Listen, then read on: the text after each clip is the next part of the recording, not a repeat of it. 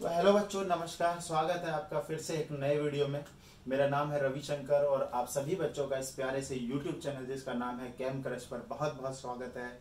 और हम कर रहे हैं यहाँ पर class 9th mathematics chapter number 1 जिसका नाम है रियल नंबर और हिंदी में जिसका नाम है संख्या पद्धति। उसके हम एक्सरसाइज जो 1.2 है उसकी शुरुआत करने वाले हैं। एक्सरसाइज 1.2।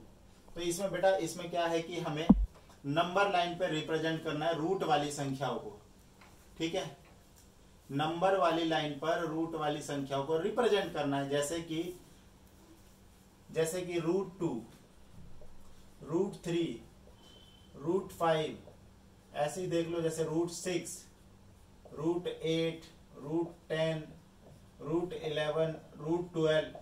तो दो चार जैसे कि ये स्टार्टिंग के हम बताते हैं और फिर बाकी का आप ट्राई करना यार। नहीं आए तो आप कमेंट करना, मैं उसका भी सिखा दूंगा आपको। देखो कैसे बनाना बेटा। सबसे पहला हम काम करते हैं √2 के लिए। सबसे पहले आप एक लाइन ड्रॉ करेंगे और ये रहा यहाँ पे 0, this is 1, this is 2, this is 3। Number line बढ़िया से आप गैप अच्छा ले लेंगे, 1-1 इंची का गैप ले लीजिएगा। ये वाला चाहे लिखना मत, 0 से आप इधर लिखना। देखो √2 मतलब अंदर में 1+1 है।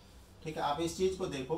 हम थोड़ा सा पाइथागोरस का यूज करेंगे बेटा। इधर देखो, अगर मेरे पास एक ऐसा ट्रायंगल हो और जिसमें यहाँ पे तो 90 डिग्री है, ये वाला 1 और ये 1, तो अगर आपको पाइथागोरस याद हो तो पाइथागोरस कहता है हाइपोटेनियस स्क्वायर बराबर perpendicular square plus base square, है ना।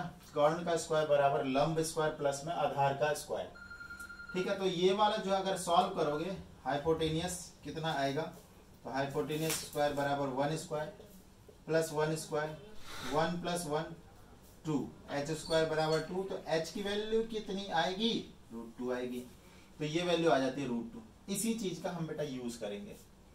देखो यहां से 0 से देखो यहां तक कितना हो गया, 1, 1 यूनिट हो गई।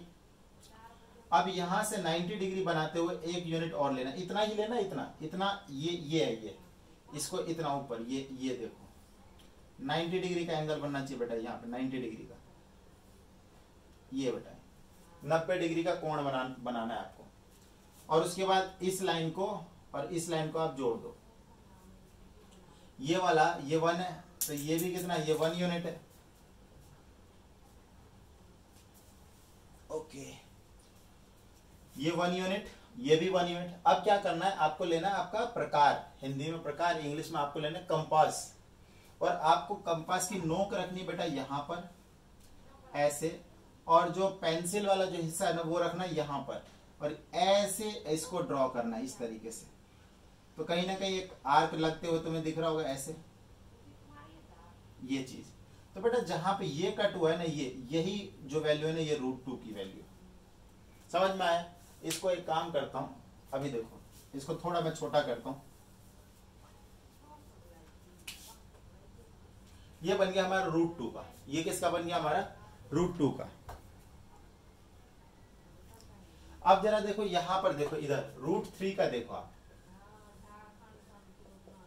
देखो यहां पे फिर से एक लाइन ड्रॉ करना है। यहां पे 0 लिखा, ये 1 लिख लिया और ये 2 लिख लिया। तो सबसे पहले आपको √2 वाला हिसाब पहले पूरा करना है। देखो 1 यूनिट 0 से स्टार्ट करना है, ये हमने ले लिया 1 यूनिट, ये वाला। ठीक है, फिर यहां से 1 यूनिट और ऊपर कर लेना है। 90 डिग्री का एंगल बनना चाहिए बेटा। ये देखो,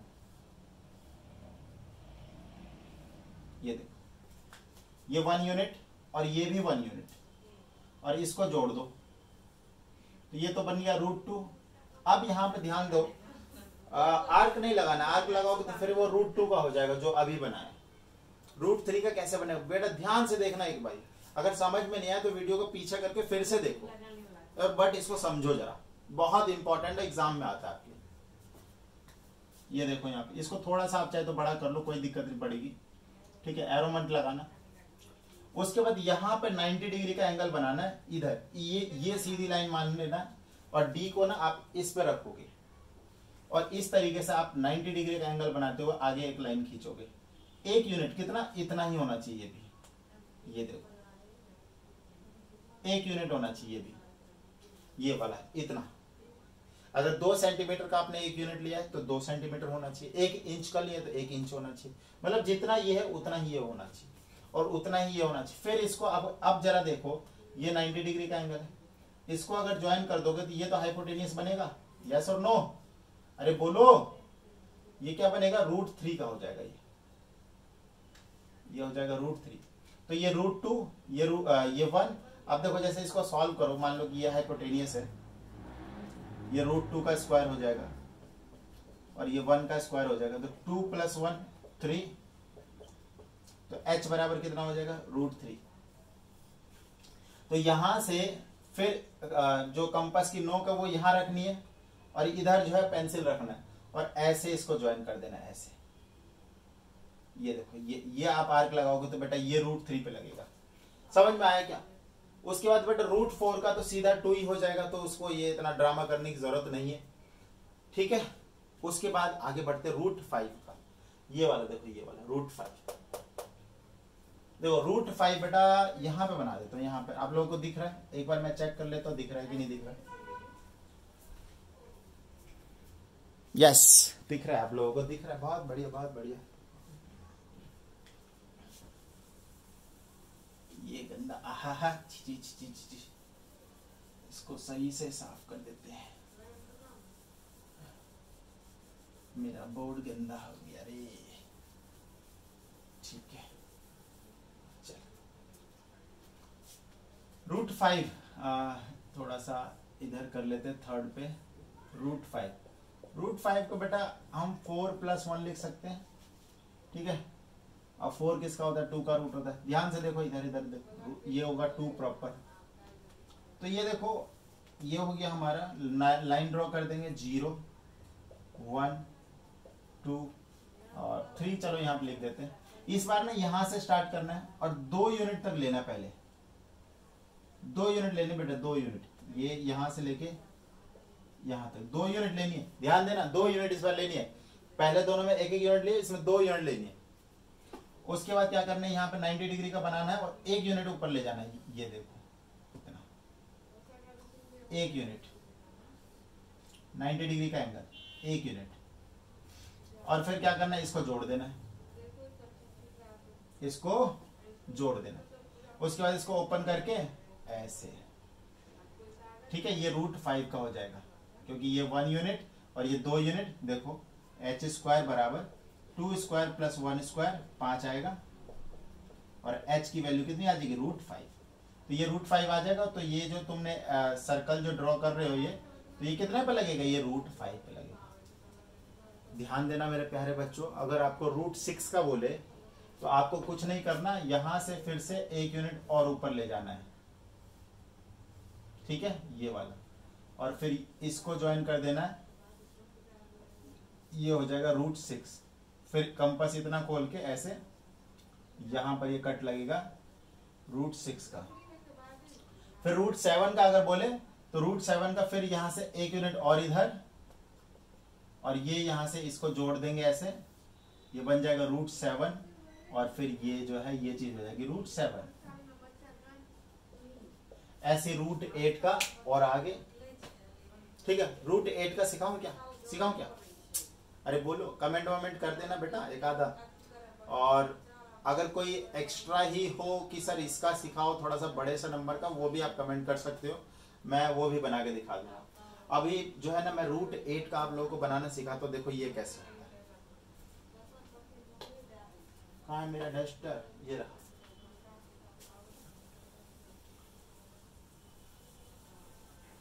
√8 देखो, √8 आप एक ट्रिक भी सीखते जाओ।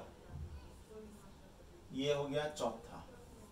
8 को बेटा √4 + 4 लिख सकते हैं, ये 2 और ये 2, मतलब इसका √2 हो गया, इसका भी 2 हो गया। मैथमेटिकली रॉन्ग है बट ये ट्रिक है, ठीक है। आप इसको ऐसे तोड़ना है पहले, इससे क्या पता चलेगा मेरा, इस पे 2 लेना है, फिर ऊपर भी 2 लेना है।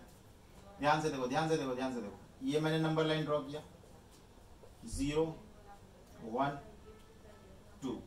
तो पहले यहां से चालू करना है और कितने यूनिट लेने? 2 यूनिट लेने। ये देखो ये ले लिया मैंने 2 यूनिट। फिर ऊपर में इतना ही लेना है, यहाँ पे 90 डिग्री का एंगल बनाते हुए, ये देखो, ये जो है ना, ये 2 यूनिट है बेटा।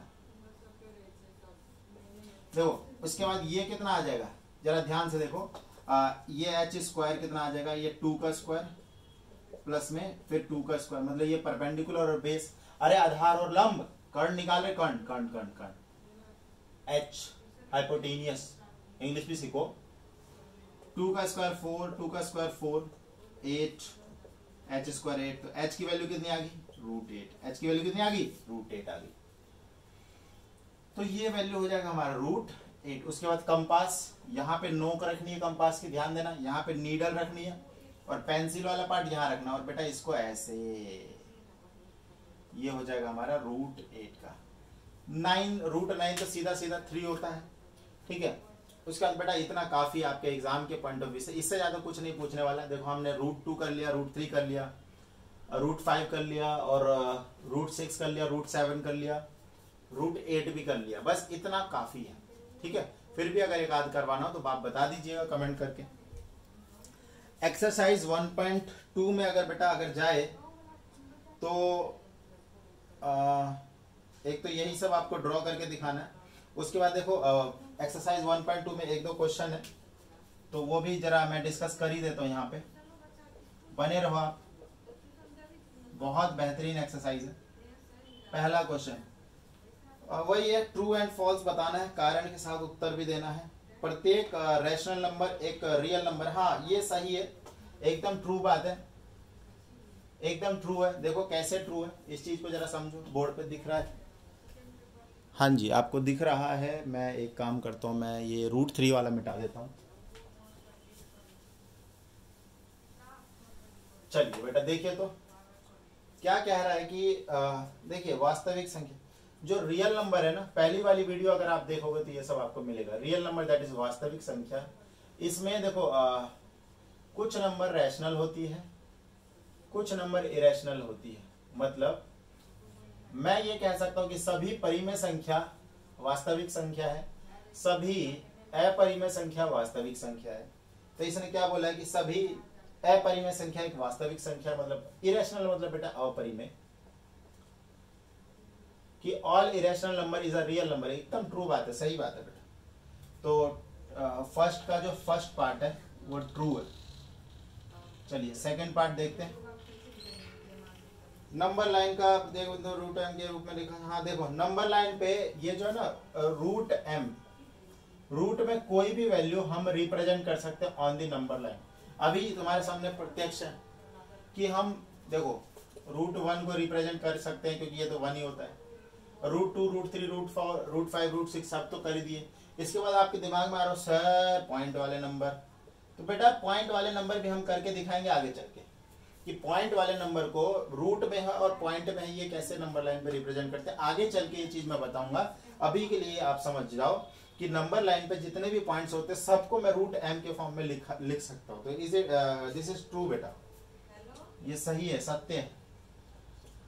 थर्ड भी देखते हैं। थर्ड, प्रत्येक रियल नंबर इज अ, उल्टा को बोल रहा है बेटा, कह रहा है कि ऑल रियल नंबर एक इरेशनल है, गलत बात है, फॉल्स, उल्टा है, फॉल्स है, फॉल्स।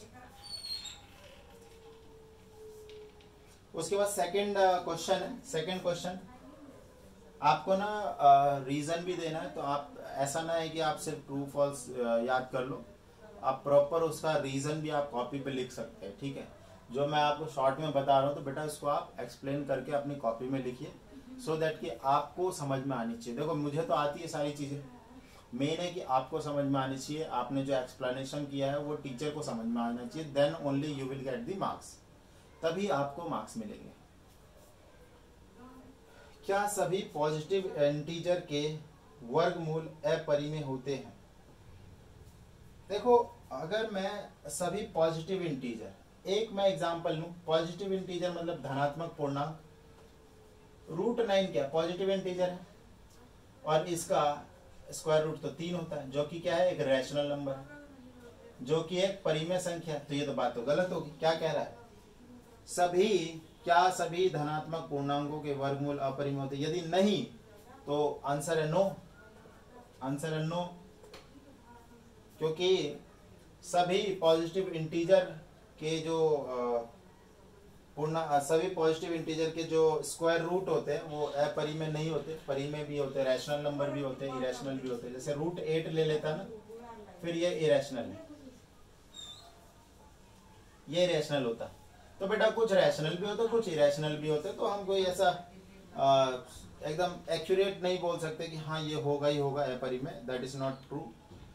इफ नॉट, तो एक ऐसी संख्या के वर्गमूल का उदाहरण जो कि परिमेय संख्या। लो ना बेटा कितने एग्जांपल दे दूं, ये लो रूट 9 ले लो, रूट 4 ले लो, रूट 16 ले लो, रूट 25 ले लो, रूट 36 ले लो, रूट 49 ले लो, रूट 64 ले लो, रूट 81 ले लो। अरे यार बहुत सारे हैं, ठीक है, बहुत सारे हैं, ठीक है। उसके बाद रूट 5 को कैसे बता सकते हैं? रूट 5 वाला बेटा ये रहा जो पहले नंबर पे था, ये और फिर इधर 1, फिर ये और ये रही चीज रूट 5 वाली।